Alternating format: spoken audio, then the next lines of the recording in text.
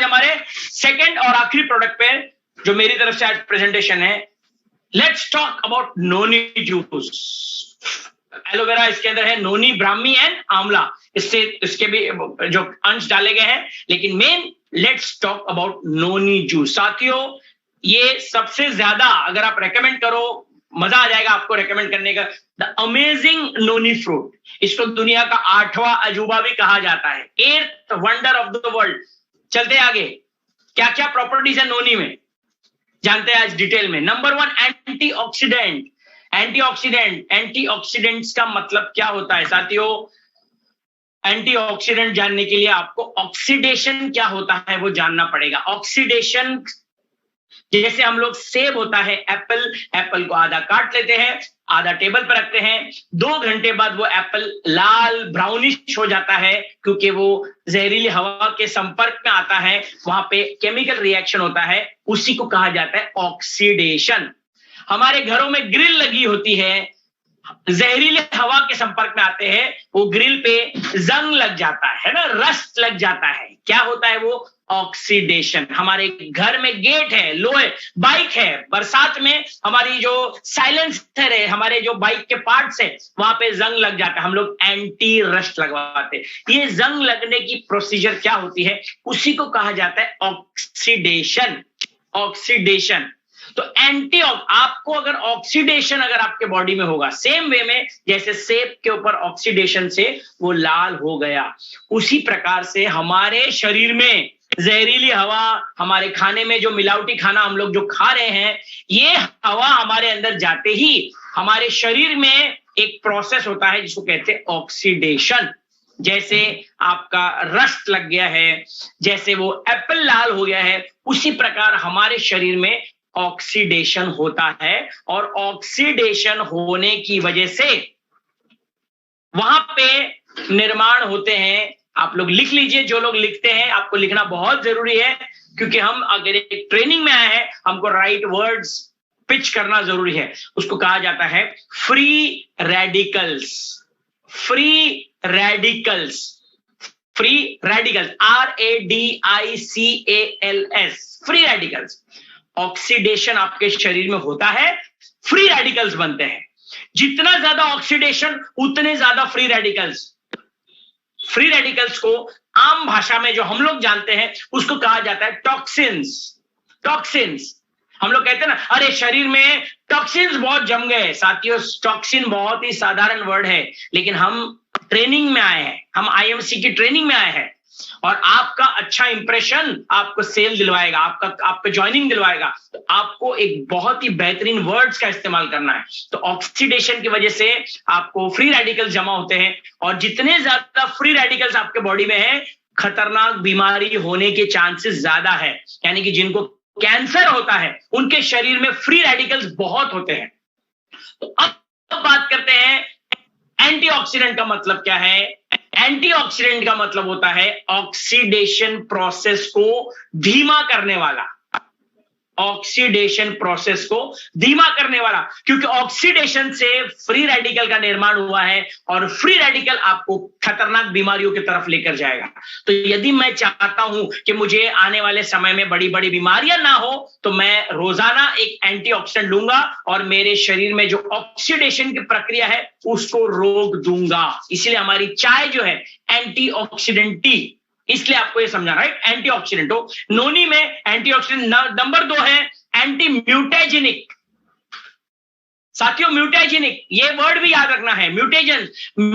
म्यूटेजेनिक का मतलब होता है, हम अक्सर बहुत लोगों ने सुना है कि यार इसकी जो बीमारी है ये इनके DNA में होती है। DNA हमने सुना है ना, अरे उनके तो DNA में लफड़ा है, DNA में लफड़ा है। जेनेटिक मेडिसिन इसको कहा जाता है, जेनेटिक के इसकी बीमारियां अनुवांशिक जिसको कहते हैं जेनेटिक, और जीन्स को जल्दी बदला नहीं जा सकता है। अगर आपकी बॉडी में DNA में लफड़ा है तो जल्दी से वो रोग को ठीक नहीं किया जा सकता। तो साथियों नोनी फ्रूट लेने से नोनी में एंटी म्यूटाजेनिक प्रॉपर्टीज यानी कि आपके डीएनए तक में जाके वो म्यूटेशंस को रोकने की या म्यूटेशंस को रिवर्स करने की ताकत रखता है। तो यदि कोई डॉक्टर बोलता है कि ये बीमारी जेनेटिक है, आनुवंशिक है, तो वहां पे आपको नोनी याद आना चाहिए कि नोनी एकमात्र फ्रूट है जो जेनेटिक इसमें काम आता है। तो एंटी म्यूटाजेनिक है, म्यूटाजेनिक, जेनेटिक्स, एंटी ट्यूमर। अब एंटी ट्यूमर क्या है मतलब है भाई, आज हम लोग सब जानते हैं, आज मुंह के छाले, मुंह में ट्यूमर हो जाता है, गले में ट्यूमर हो जा रहा है, ब्रेन ट्यूमर हो जा रहा है। साथियों खासकर जो लोग क्या कहते हो, गुटखा खाते हैं, चैनी खैनी खाते हैं, उनको खासकर ट्यूमर की संभावना बहुत ज्यादा रहती है, या जिनका ब्लड प्रेशर बहुत ज्यादा हाई रहता है, ट्यूमर डेवलपमेंट बहुत ज्यादा, क्योंकि स्ट्रेस में वो लोग ज्यादा रहते हैं। एंटी ट्यूमर प्रॉपर्टीज नोनी में है। जब भी आप सुनो अरे डॉक्टर ने उसको ट्यूमर बोला गया है, पेट में ट्यूमर हो गया है, गले का ट्यूमर हो गया है, ट्यूमर को रोकने की प्रॉपर्टीज नोनी फ्रूट में भर भर के है। चलते आगे, एंटी इन्फ्लेमेटरी। अभी डॉक्टर अख्तर जी ने बताया था इन्फ्लेमेशन का मतलब, है ना, इन्फ्लेमेशन का मतलब बताया था कि स्वेलिंग, रेडनेस और पेन, है ना, इसको इन्फ्लेमेशन कहा जाता है, जहां पे सूजन, लालपना और दर्द, ये तीनों को, यानी कि अगर आपको डॉक्टर ने बताया है कि मुझे इन्फ्लेमेशन हो गया है पूरे शरीर में, जॉइंट्स की इन्फ्लेमेशन हो गई है या पेट की इन्फ्लेमेशन हो गई है, मुझे कोलाइटिस हो गई है, अपेंडिसाइटिस हो गया है, तो नोनी फ्रूट में एंटी इन्फ्लेमेटरी यानी कि स्वेलिंग, रेडनेस और पेन को कम करने की, एंटी का मतलब वो उसके रिवर्स चलने वाला, तो एंटी इन्फ्लेमेटरी प्रॉपर्टीज है। चलते आगे, एंटी एलर्जिक। आज हम लोग सब देखते हैं घर में, आपने देखा हो कई लोग अगरबत्ती जलाते ही अरे अगरबत्ती बंद करो, खांसी आ रही है, अगरबत्ती का धुएं से उनको प्रॉब्लम हो रही है। अगर आपने घर में कोई खाना बना रहे, फ्राई चीजों से उनको छींक आने लगती है। पर्दे अगर हमारे घर में डस्टिंग अगर नहीं होती है तो आपको खांसी, छींक आने लगती है। हमारे घर में अगर पेट्स है, बिल्ली, कुत्ते, उनके बाल अगर है घर में, कई लोग को छींके चालू हो जाती है, रैश शुरू हो जाता है, खुजली आने लगती है। कई लोग को फिश खाने से बदन में खुजली आने लगती है, कई लोग को प्रॉन्स खाने से खुजली आ जाती है, कई लोग को सिंगदाना, क्या बोलते हैं सिंगदाना को, मूंगफली खाने से भी बदन में खुजली आने लगती है। There are various things where a person can be allergic. कई लोगों को परफ्यूम से एलर्जी है, तो आपके एलर्जी में IgE, लेवल्स जो ब्लड में होते हैं, IgE लेवल्स, ये लेवल्स जब ऊपर नीचे होते हैं, खासकर अस्थमा भी allergic reaction of the body है। तो एंटी एलर्जिक जितने भी प्रॉपर्टीज आप जानते हो, जहां पे आपको एलर्जी, डॉक्टर ने बोला नहीं यार इसको तो फलाने की एलर्जी है, इसको तो डस्ट की एलर्जी है, इसको तो धुएं से एलर्जी है, ये है ना, ये तो इसको परफ्यूम बिल्कुल इसको एलर्जी है ये सब चीजों से। या कई लोग को पब्लिक टॉयलेट्स में जाके उसकी एलर्जी होती है पूरी तरह से, कि पब्लिक टॉयलेट में जाके उसको वॉमिटिंग होना शुरू हो जाती है। तो ऐसे लोगों को एल्डोनोनी बहुत जबरदस्त प्लांट है। चलते आगे, एंटी वायरल से मैं ज्यादा नहीं बताता, क्योंकि वायरल ये शब्द आज हर एक व्यक्ति परिचित है वायरल से ना, कि कुछ भी हो जाता है यार मुझे वायरल हो गया है ना, वायरल, सर्दी, खांसी, बुखार, गले में खराश हो गई है, तो वायरल जितने भी लोगों को जानते हो। आज हमने कोरोना देखा, कोरोना क्या था, वायरल है ना, एक से दूसरे को तीसरे से फैलने लगा था, वायरल, कोरोना वायरल, तो कोरोना वायरस, तो वायरल जितने भी वायरसेस है, वायरस में आपको काम आता है। चलते आगे, एंटी फंगल, यस ये इंपॉर्टेंट है। आज बरसात का मौसम है, या फिर जब गर्मियों का मौसम बहुत होता है, पसीने में लथपथ होते हैं, या आपके कपड़े गीले होते हैं, और गीले कपड़े अगर जल्दी चेंज ना की जाए तो फंगस के लिए ब्रीडिंग ग्राउंड होता है। फंगस का ब्रीडिंग ग्राउंड यानी कि गीले, नमी जिसको कहते हैं, खासकर औरतों में जब फीमेल्स को पीरियड्स होते हैं, पैड लगा के रखते हैं, हेवी ब्लीडिंग होती है, पैड जल्दी चेंज नहीं कर पाती है, उस एरिया में नमी बनी रहती है ना, वेटनेस बना रहता है। तो वेटनेस बने रहने से फंगस का ब्रीडिंग ग्राउंड होता है। फंगस है ना, फंगस आई एम श्योर सब लोगों ने देखा है, हमारे चाहे ब्रेड पे देखिए, ब्रेड अगर हल्का सा मॉइस्चर पकड़ लेता है उसके ऊपर फंगस आ जाता है। तो फंगस यानी कि दांत, खाद, खुजली, ये क्या है? ये फंगल प्रॉब्लम है। तो अगर आपको लगता है कि डॉक्टर की मैं ऑइंटमेंट लगा रहा हूं, दांत, खाद, खुजली मेरी जा नहीं रही डॉक्टर, मैं बहुत सारे मलम लगा रहा हूं लेकिन मुझे फर्क नहीं पड़ रहा है, मैं बहुत दिनों से लगा रहा हूं, मेरी खुजली नहीं जा रही है, नोनी जूस उसको देना शुरू करिए। चलते आगे। एंटी कार्सिनोजेनिक, कार्सिनोजेंस, आज आपको सभी लोगों ने आई एम श्योर न्यूज देखी होगी, जॉनसन एंड जॉनसन है ना, जॉनसन एंड जॉनसन की जो बेबी पाउडर है उसको गवर्नमेंट ने बैन कर दिया है हर कंट्री से। यूएस ने तो उसके ऊपर हजारों केसेस चल रहे जॉनसन एंड जॉनसन पे, क्योंकि उसके talcum powder, baby talcum powder में कार्सिनोजेनिक प्रॉपर्टीज पाई गई है। यूएस में हजारों लोगों ने केस किया हुआ है जॉनसन्स बेबी पे, और फाइनली प्रूव हो चुका है, उन यूएस एफडीए ने उसको बैन कर दिया है। अब जॉनसन्स बेबी पाउडर कहीं भी नहीं मिलेगा आई थिंक अगले साल से, क्योंकि कार्सिनोजेनिक, कार्सिनोजेनिक का मतलब होता है वो चीजें, वो पार्टिकल्स जिससे कि कैंसर होने की संभावना बढ़ती है। आज हम लोग, कई लोग जो बोलते हैं ना हमारा आईएमसी, खासकर हम सबको, आईएमसी वालों को तो ये वर्ड एकदम रट लेना चाहिए, कार्सिनोजेनिक, कि आज हम लोग ऑर्गेनिक जो प्रमोट कर रहे हैं। क्यों प्रमोट कर रहे हैं ऑर्गेनिक? बिकॉज कार्सिनोजेनिक आजकल सब जगह, जैसे आज हम लोग सिगरेट पीते हैं, तंबाकू खाते हैं, कार्सिनोजेनिक, केमिकल वाले उत्पाद। तो केमिकल वाले उत्पाद का मतलब होता है कार्सिनोजेनिक। हम लोग बोलते हैं ना सर इसमें केमिकल बहुत होता है, तो आज के बाद थोड़ा अपनी वोकैबुलरी को बढ़ाइए। केमिकल वाले उत्पाद बोलने से अच्छा आप बोलिए कार्सिनोजेनिक प्रोडक्ट्स, जिससे कैंसर होने की संभावना। सेलिब्रिटीज को कहा है कैंसर होता है, तो कैंसर वाले प्रोडक्ट, कैंसर प्रोड्यूसिंग प्रोडक्ट्स का मतलब होता है carcinogenic, right? I am sure आप लोगों को ये वर्ड आज याद हो गया, एंटी कार्सिनोजेनिक। तो अगर ये जो हमारा जो नोनी जूस है, जितने भी जो आपके घर में अगर केमिकल वाले प्रोडक्ट इस्तेमाल हो रहे हैं और आपको लगता है कि नहीं यार मेरे घर में हम परफ्यूम यूज कर रहे हैं, फिनाइल यूज कर रहे हैं, हम लोग हमारे घर में जितने भी हमारे किचन में प्रोडक्ट यूज हो रहे हैं सारे के सारे केमिकल वाले प्रोडक्ट्स हैं, तो केमिकल वाले प्रोडक्ट इस्तेमाल करने से डेफिनेटली हमको कैंसर होने की संभावनाएं बढ़ जाती है।